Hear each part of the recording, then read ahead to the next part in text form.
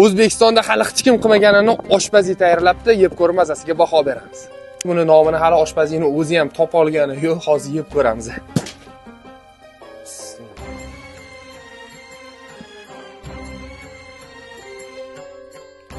Bunga limon qo'shinglar lekin zo'r bo'ladi.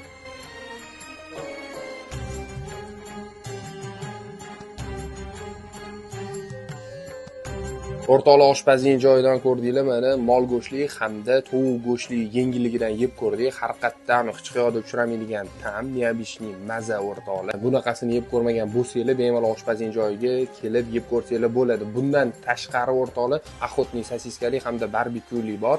Keyin ularni ham mix qilib berishadi. 5 xil yengillikdan iborat o'rtoqlar. Hammasi mana shu oldinglarda go'shtlarni ham lahm joylaridan mangalga qo'yib pishirib, tayyor issiqni qilib beriladi. Maza qilib yeb olasizlar. Bonzon lapshalari o'rtoqlar o'zimizda milliy brend, milliy mahsulot. Manzil o'rtoqlar shunda Shaxsazki Chorrahadan 7-pensiyaga qarab kelavurishinglarda chap qo'lda joylashgan. To'liq lokatsiya Telegram kanalda.